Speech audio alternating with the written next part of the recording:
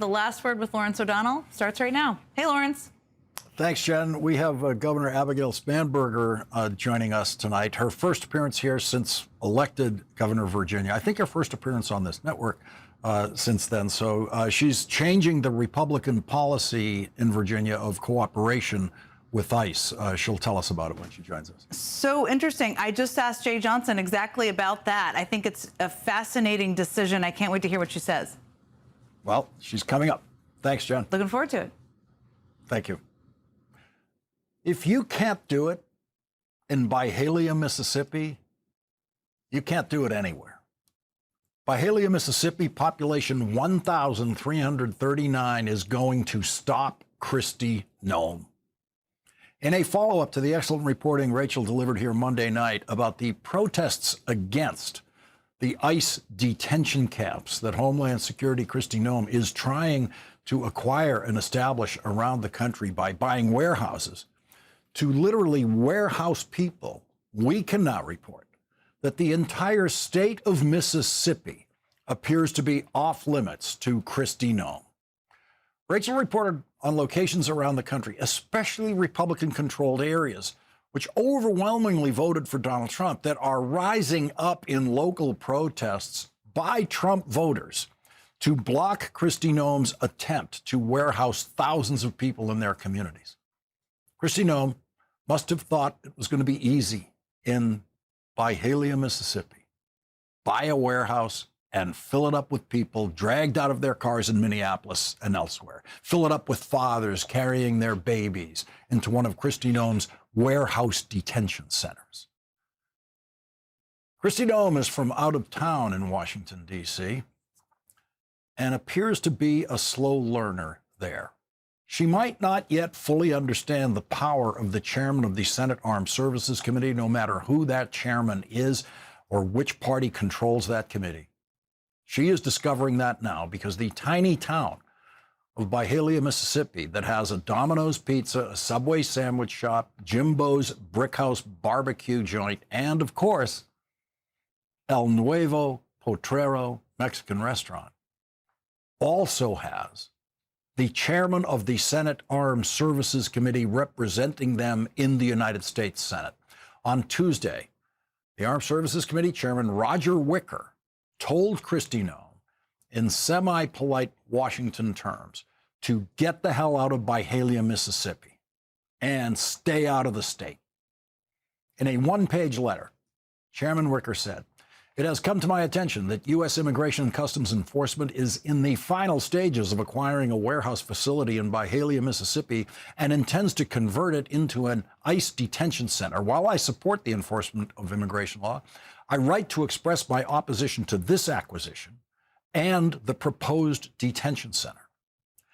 That opening paragraph is going to be the template for every Republican senator whose state Kristi Noem might be planning to use to warehouse people.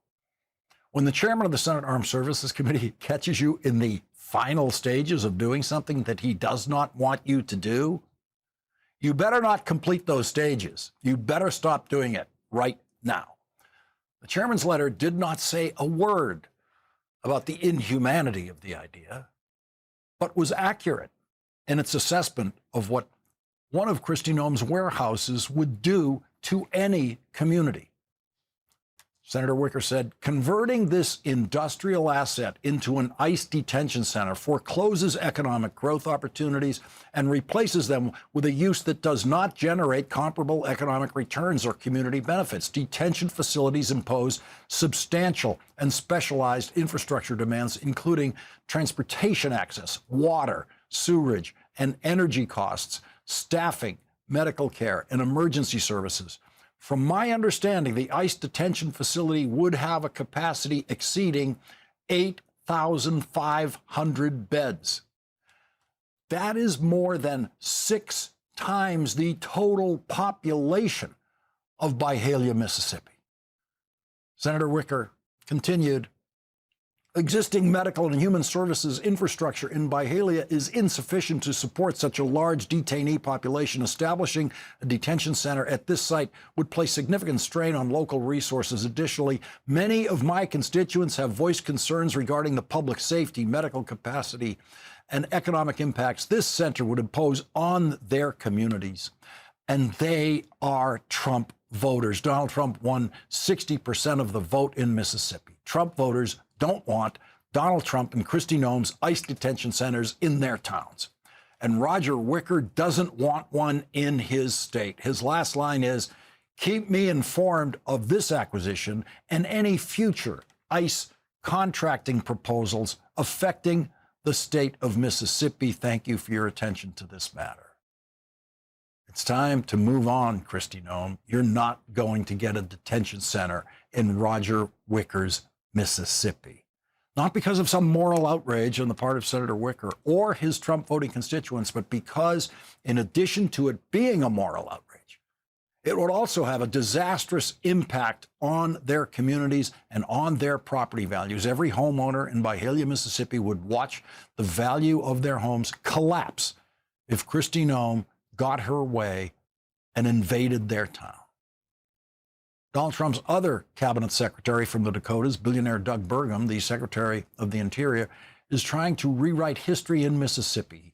He has had the National Park Service remove the visitor brochures from the Medgar and Murray Evers Home National Monument. The home where Medgar Evers was assassinated in his driveway is a national monument. And Mississippi Today reports that Donald Trump and Doug Burgum don't want any reference to racism in any of the material associated with this national monument. This is a result of Donald Trump's executive order titled Restoring Truth and Sanity to American History, which should have been titled Turning American History into a Trump Lie. Doug Burgum has issued an order saying he doesn't want any material in the department's jurisdiction to, quote, inappropriately disparage Americans past or living. That apparently includes assassins and members of the Ku Klux Klan. Mississippi Today reports the National Park Service has removed visitor brochures from the Medgar and Murray Evers Home National Monument. Among the anticipated changes, no longer calling his murderer a racist. Edits to the brochure have removed that reference to Byron de la Beckwith, according to Park Service officials who asked not to be named for fear of retribution. Other edits include eliminating the reference to Medgar Evers lying in a pool of blood after being shot. Rena Evers Everett, executive director of the Medgar and Murray Evers Institute and daughter of the couple, said the family has been told the matter is under review, but the final product has not been put out yet. And tonight, Mississippi Today has an update. Hours after Mississippi Today reported Thursday that the National Park Service had removed brochures to the Medgar and Murray Evers Home National Monument that identified his murderer as a racist, the Park Service returned the brochures to the home. For now. Let's see if Senator Roger Wicker wants to stop Donald Trump and Doug Burgum from rewriting the history of the Medgar Evers assassination. Another new poll out today shows Donald Trump at another record low. The Marist poll shows Donald Trump polling the lowest he has polled since he inspired the January 6th attack on the Capitol and then was indicted for using that attack as part of his criminal conspiracy to overthrow the presidential election in 2020. Donald Trump is at a new low in polling because he has no idea what most people want a president to do, and he has no idea what most people want a president to say. That is why only Donald Trump could speak at a national prayer breakfast, as he did today, and brag about how many times he was indicted. Let's say, honey, I just got indicted again. Don't worry about it, Brian. But think of it many times. And then they say, Donald Trump is using the Justice Department to get even. And I don't.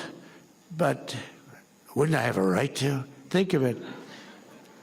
There's never been in history a president treated like I got treated. But they say I use it, and it's amazing. I did that interview yesterday, and they said that. They said the question, are you using the Justice Department for your own personal gain? They said, they indicted me 87 times. It's the most incredible thing. But we don't do that, Pam, do we? Huh? We do what's right. We do what's right, and Pam does it. Donald Trump brought his Secretary of Defense to the prayer breakfast, the only Secretary of Defense in history who has been married 3 times.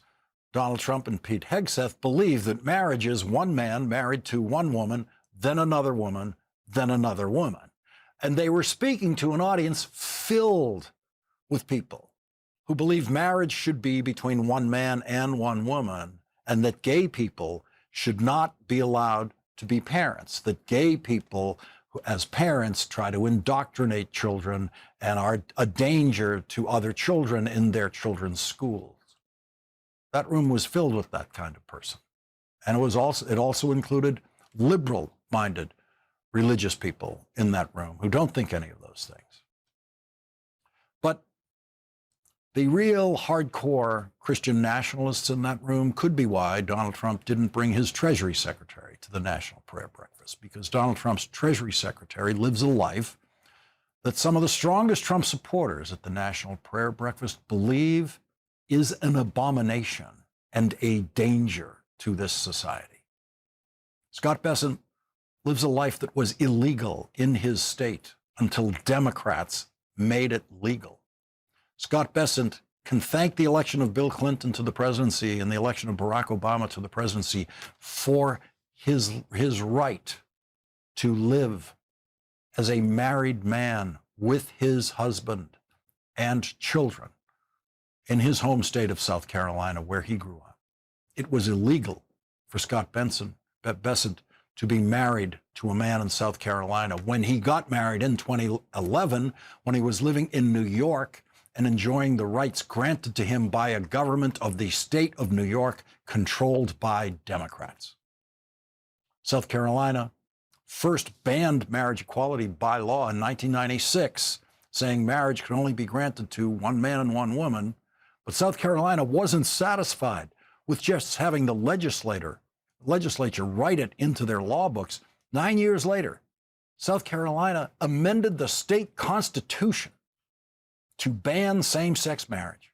And to amend the state constitution required a 2/3 vote of the people of South Carolina. 77.9% of the people of South Carolina voted to ban same-sex marriage, voted to ban Scott Bessent's marriage in their state. Scott Bessent's current neighbors in South Carolina overwhelmingly voted to ban his marriage in South Carolina. And the only reason he is allowed to live with his husband and children in South Carolina is that the 4 justices appointed to the Supreme Court by Bill Clinton and Barack Obama said that he could. And they were joined by one justice, Anthony Kennedy, appointed by a Republican president, who became the 5th vote in favor of same-sex marriage on the Supreme Court. And that's how Scott Bessent was allowed to return to his home state of South Carolina as a married gay man and father. And that 5th vote for marriage equality is no longer on the Supreme Court. Now there are 6 votes on the Supreme Court against the decision that made Scott Bessent's marriage legal in all 50 states. And it might only be a matter of time now before the right case presents itself to the Trump Supreme Court for them to declare that Scott Bessent's marriage is once again illegal in the state of South Carolina and any other state that wants to make it illegal. And Scott Bessent will have to hurry back to New York or to California or to Massachusetts, where he will be welcomed in one of those states, welcomed with his husband and his children, welcomed in those states because those states are represented by senators who he stupidly thinks he can condescend to. Affordability is the top concern for Americans across the country. Donald Trump has called affordability, I want to get this right, a hoax. He's called it a scam. He's called it a con job. You're the Secretary of Treasury. You know the numbers. Is affordability a hoax, a scam, or a con job?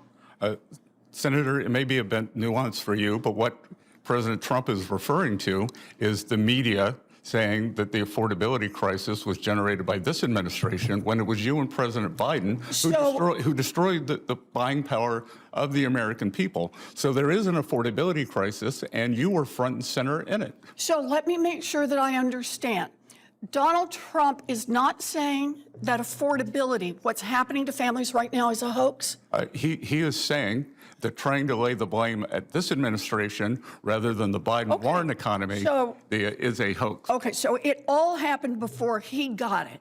And everything that's happened since then, nothing is a hoax here. The Biden-Warren economy. What a sleazy punk. We have never seen testimony like this in Senate hearings, in House hearings. We have never had cabinet members think that their job is to go into the hearings and insult the Democratic senators. We've never had any Democratic cabinet member ever who thought the job was to go into a hearing and insult the Republican members of committee. That never happened before. That is a Trump cabinet invention, and they invented it this time around. That's not what they were doing last time.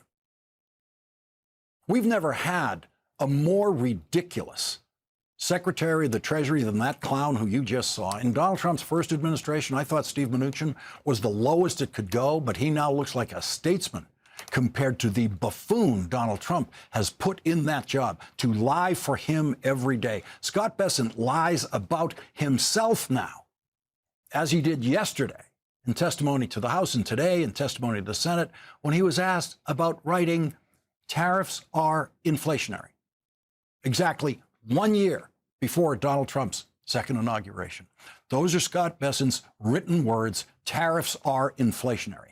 And in lying testimony yesterday and today, he denied that he said those words. He claimed that he had said they could be inflationary. No, that's a lie.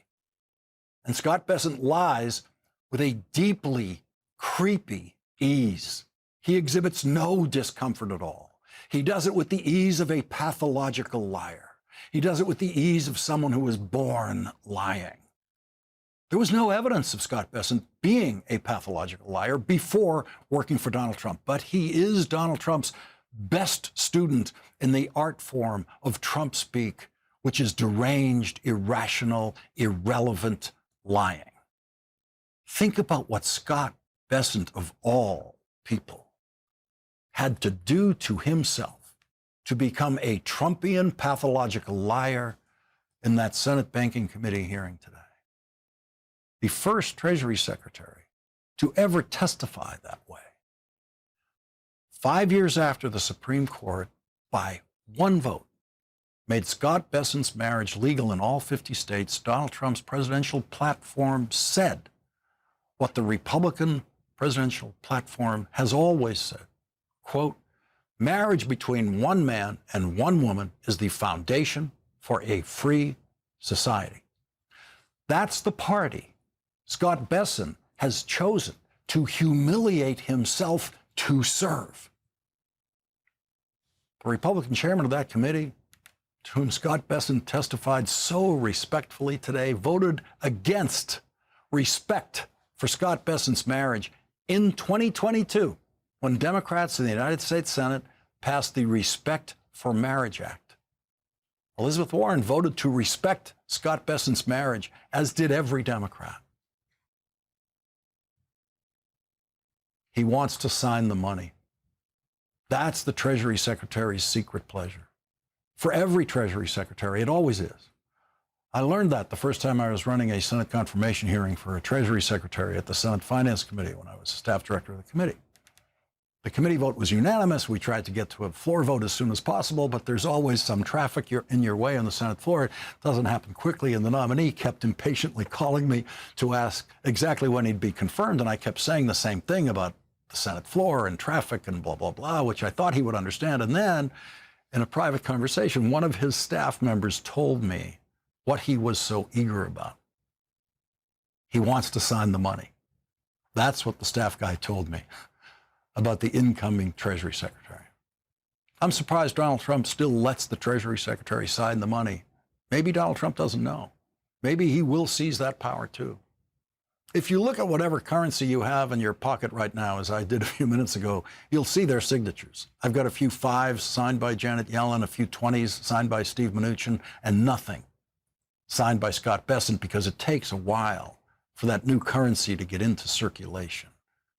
It takes a while for Scott Bessent to have that thrill of seeing it, carrying it around in his pocket.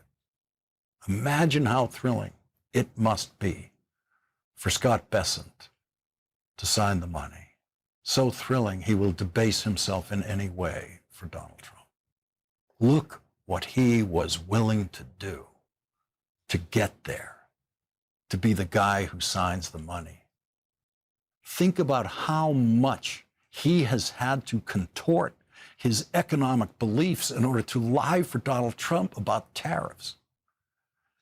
And we can only wonder what it does to his soul to go out of his way to try to insult Elizabeth Warren and other Democrats who fought for his right to legally live anywhere in this country as a married man. And what does it do to him? How does he feel when he genuflects respectfully to every Republican who fought to make his marriage illegal? It may be that no one has paid a higher personal price to work for Donald Trump than the man who gets to sign the money. Of all the lying quislings who work for Donald Trump, it may be Scott Bessent who is the most tortured of all of them. Today, the pathological liar who Scott Bessent works for said this.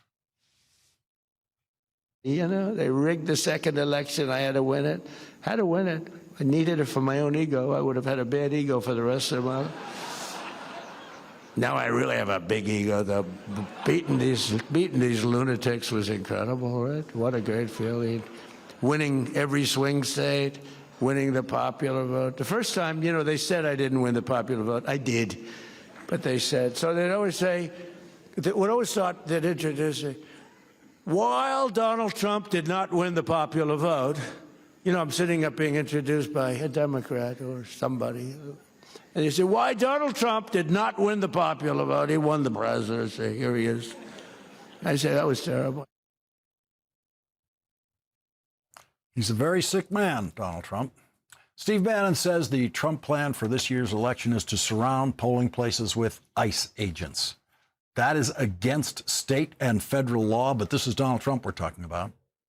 So how can those laws actually be enforced? That is the question of the night. For the answer to that question, we will turn to former federal prosecutor Andrew Weissmann, who will join us next.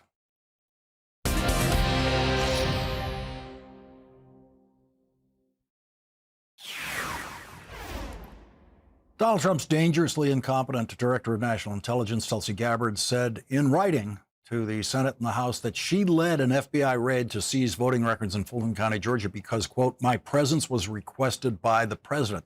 That leaves it up to you to decide who is lying, Tulsi Gabbard or Donald Trump.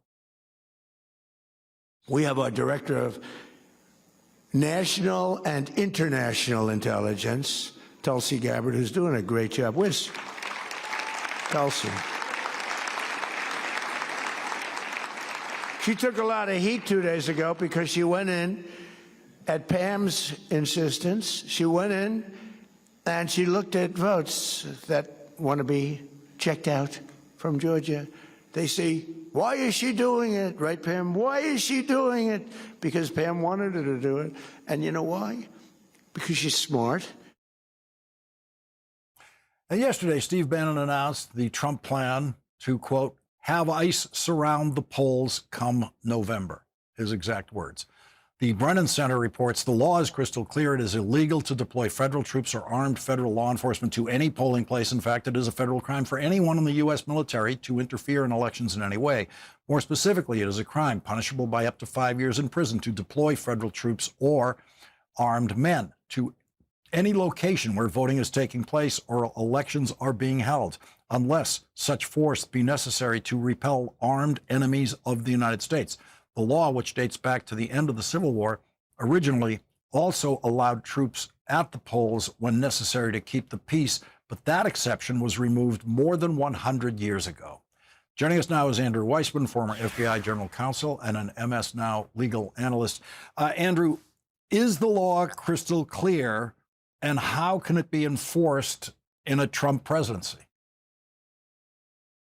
So before I answer that, let me just add for the viewers in assessing the Tulsi Gabbard versus Donald Trump issue that you flagged, that Pam Bondi is not in charge of the Director of National Intelligence. They're both cabinet level positions, and Tulsi Gabbard does not report to Pam Bondi. In fact, she is Tulsi Gabbard is the head of the intelligence community, and that makes Pam Bondi a component who reports to Tulsi Gabbard. Anyway, to get to your question. But Andrew, let's stay with it for 1 second. So just to be clear, Yep. Pam Bondi certainly couldn't order Tulsi Gabbard to go. Cabinet members are not eager to see other cabinet members interfere in their jurisdiction, and the FBI is Pam Bondi's jurisdiction. And so is it your bet, when you have to choose who's lying, that it is most likely that Donald Trump told Tulsi Gabbard to go? Yeah, well, let's put it this way. Tulsi Gabbard has zero reason to have lied about why she was there and who told her to go there. And you can't imagine that a secretary is going to lie about their boss having said that. What would be the possible reason? Whereas I can think of a reason why Donald Trump would do it, because it was received badly by the press, so he is deflecting and saying it's someone else's fault. I think that is the president that we have. So can Donald Trump surround polling places with ICE agents? So can he? And that's one. And two is it legal? And so unfortunately, I have to separate it that way, because so much of what we have seen has been found by judges, including the Supreme Court of the United States, to have been actions taken by this president that are illegal. In fact, he did that in a way that the court said 9-0. It was illegal and violated due process. So the answer to can he is yes. The answer to is it lawful is no. I agree with the Brennan Center that there is clear federal law that makes it criminal.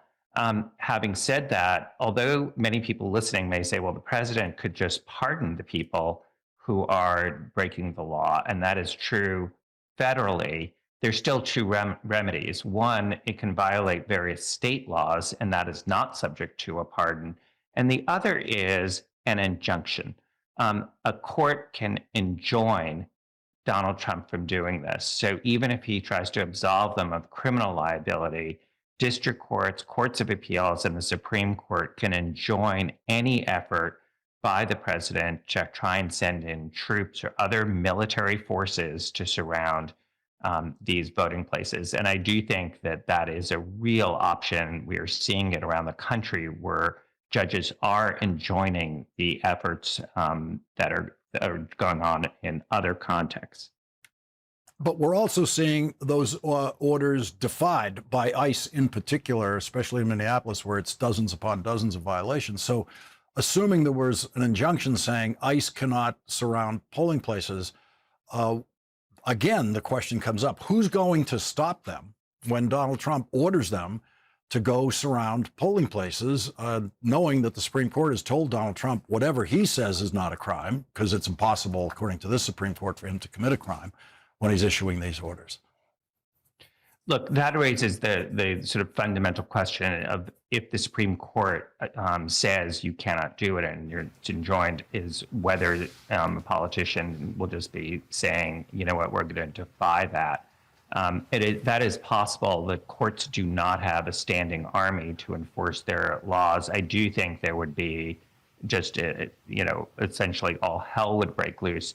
But just in case people think I'm being Pollyannish, the thing that I am worried about, in addition to this reporting, is if the Department of Justice tries to actually just seize the ballot boxes after the voting and saying, well, I think there's alleged fraud. It's a bogus claim of fraud, which obviously we have seen repeatedly, including you played a clip tonight of the president doing that. And the Department of Justice going in and trying to get a search warrant, or simply going in and seizing pursuant to like subpoena power and saying, we'll count the votes. Again, I think there are huge legal issues to that, but it's one where numerous people are focused on this issue to be prepared to go to court to get this stopped. Andrew Weissmann, thank you very much for joining us tonight. You're welcome. And coming up, the new Democratic governor of Virginia, Abigail Spanberger, has changed her state's policy in dealing with ICE. Governor Spanberger will join us next.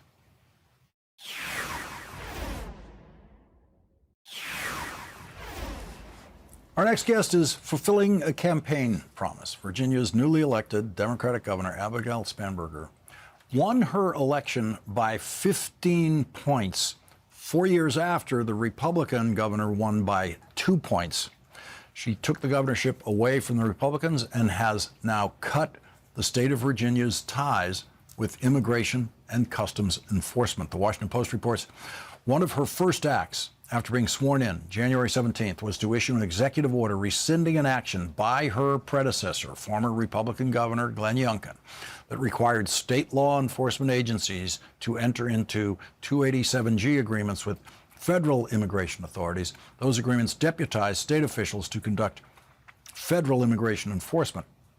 On Wednesday, Spanberger directed the state police as well as corrections officials and other state agencies to cancel any such agreements. And today, Governor Spanberger joined 24 Democratic state governors in condemning Donald Trump's suggestion that he would nationalize November's midterm elections. The governors wrote in a joint statement, voting in free and fair elections is the foundation of our democracy. All Americans deserve to have their voices heard as they exercise their right to vote without interference from the federal government. President Trump's threats to remove the ability of states to run their own elections is an undemocratic attempt to silence the American people who are rejecting his costly and divisive agenda. While Trump whines about losing a free and fair election, he's now openly talking about rigging one in the future. Democratic governors won't let that happen. Joining us now is Virginia's Democratic Governor, Abigail Spanberger. Governor, thank you very much for joining us tonight. Thank you so much for having me. First of all, your decision about ICE. What brought you to that decision? Well, importantly, on my first day in office, I said that I rescinded my predecessor's executive order and stated that no longer were these relationships mandated. And then I took a full review of the existence of 287G agreements across the Commonwealth of Virginia to have a full picture of what it is that we would be walking away from.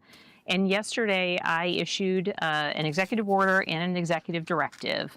In the executive order, I first began by frankly celebrating the professionalism of Virginia law enforcement, recognizing that in Virginia, we have law enforcement that carry as their North Star a commitment to professionalism and building up community trust, because it is essential to the ability to do good policing, to protect people, to investigate crimes, to uphold justice and the Constitution, both of the country and our Commonwealth. And what I found is that in looking at the 287G requirements, they explicitly say that law enforcement under those agreements can be under the supervision, quote, under the direction and supervision of ICE. And given the level of professionalism, vetting, training, and the standards that we hold dear here in the Commonwealth of Virginia, I want Virginia law enforcement, Virginia State Police, Virginia Department of Corrections, I want them operating under the leadership of their own agencies. And so I issued that executive directive ending 287G agreements. Now, to be very clear, if anyone, a federal agency, comes to Virginia law enforcement with a signed judicial warrant, Virginia law enforcement will continue to cooperate to uphold the law as they have been doing and as is expected. But no longer will they be under the direction or supervision of other agencies per a 287G agreement. What are you going to do if Tulsi Gabbard shows up with a warrant issued by a federal judge in Missouri who's never been to Virginia to seize ballot boxes from the state of Virginia? Well, then now that's something separate from the 287G issue. I mean, and I know I had to take a deep breath for a moment as we think about a president who is saying that they want to essentially federalize elections, take control of elections. It runs in the face of even just the basic principles of our country. States run elections. That's how it works. And we have a president who has recognized that he is not going to win either of these midterms in 2026 or see any success for his party in 2028. And so he's getting desperate. And what is the real tragedy in this is that I would like to see not just Democratic governors saying that a president saying he's going to overtake elections and seize control. It shouldn't just be Democratic governors who are standing up and saying that that is wrong and that is unconstitutional. It should be every governor in every state across the country. But I think we know that he's only going to do this in states that have Democratic governors. Well, we are here in the Commonwealth of Virginia, certainly ensuring that we have are digging into every potential option and understanding of how it is that we execute our elections. In Virginia, notably, we have 45 days of early voting, which is certainly a benefit to the voter, space to time out, go and vote in person or vote by mail. And so while that gives many more opportunities to a voter, it also gives many more days of early voting for us to contend with ensuring that we are protecting access to the ballot box. It's essential here in the Commonwealth of Virginia. And so we are looking at every legal angle to make sure that we are protecting what is the right of the Commonwealth of Virginia and other states to run our elections in accordance with federal and state law and ensure that every eligible voter is able to cast their ballot. That is what, as governor, I am going to ensure that we are doing here on the ground. But the fact that it is even up for discussion is yet one more outrage that comes from a president who continues to be absolutely lawless. Virginia Governor Abigail Spanberger, I think your election scared Donald Trump with that 15-point margin more than anyone else's. Thank you very much for joining us tonight. That's the highest compliment. Thank you very, very much, Lawrence. Thank you, Governor. And coming up, the Border Patrol is always the problem. It always has been. That is the title of a new article, important piece, by Professor Rhys Jones, who will join us next.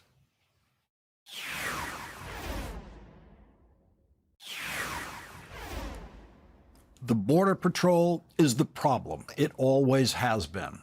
That is the title of an important new piece in the New York Times written by Professor Rhys Jones, who says, quote, "The violence, racial profiling, and disregard for the Constitution that have burst into public view in Minneapolis are not new or unusual for the Border Patrol. This is how the agency has operated since it was created, though for decades those activities have been hidden in the remote borderlands. If you are uncomfortable with what the Border Patrol is doing in Minneapolis, you are uncomfortable with the Border Patrol, full stop. Founded to enforce a racist law, the Border Patrol has long held extraordinary powers to stop and interrogate citizens and immigrants alike in vast stretches of the country. All the Trump administration has done is draw attention to what always existed, perhaps before it was possible to not really know what the Border Patrol was doing, but after watching neighbors tear-gassed, pepper-sprayed, and beaten while exercising their right to observe police activity, it is impossible to look away." Joining us now is Rhys Jones, a professor at the University of Hawaii. He is the author of Nobody is Protected: How the Border Patrol Became the Most Dangerous Police Force in the United States. Professor, thank you very much for joining us tonight. You make the point, which is something I was vaguely aware of, that the Border Patrol in the past had jurisdiction within what was considered a reasonable distance of the border, not in Kansas City, but roughly 100 miles from our borders. What has changed? Hey, Lawrence, thanks so much for having me on. Yeah, the Border Patrol since the 1940s has been able to operate within 100 miles of borders and coastlines, which is a vast area inside the United States. Roughly 2/3 of the American population already lives in that border zone. So scholars and people who live in the border zone have been saying for decades that that is already too big and is a zone that allows the Border Patrol to use its racial profiling, to act violently towards immigrants and citizens, and to violate the constitutional rights of citizens and immigrants alike in an area that's a large section of the United States. So what's changed in the Trump administration is they've taken what was before hidden somewhat in the border zone and moved that into large American cities like Minneapolis and brought that into the bright lights so everyone can see it. You know, I am not at all surprised by what they've done. I knew they weren't trained for what they were going to be asked to do by Donald Trump. But for you watching it with your far superior knowledge to mine about their history, you're saying that you're watching what they've always done. That's right. The Border Patrol has been out of control and violent since they were founded. The title of my book is Nobody is Protected. You might think that that's referring to the violence in Minneapolis. You might think it's referring to the militarization of the border after 9/11. But that's actually a quote from Thurgood Marshall in 1973, when there were oral arguments about a Border Patrol case. And when he heard the extent of what the Border Patrol was doing, he realized that nobody is protected. And that was true in 1973, and that's still true today. And they've always had this notion of having powers that are different from other law enforcement agents. That's right. So when the Border Patrol was first established in 1924, the idea was that they would be right at the borderline. The original legislation says within view of the border. And in congressional debates at the time, the people who were writing these laws were saying that they were very careful not to allow them to go into the interior of the United States. And so what they did do, though, was give them the right to stop people without a warrant if they saw them entering the country. But what's happened is they've expanded that deeper and deeper into the United States to the 100-mile zone, and now apparently to anywhere in the United States. Minneapolis is 300 miles from the border, but they're still using those extraordinary powers that they were granted to have a lower standard of evidence than any other police. Yeah, and instead of having to see them cross the border, they can now just suspect that they have done so, even if they're 100 miles away from that border.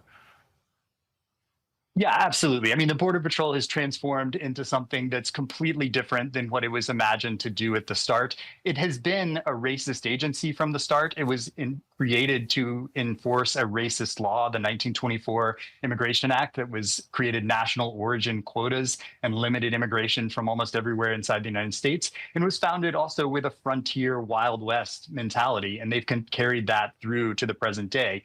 But that was never meant to be anywhere other than right at the borderline.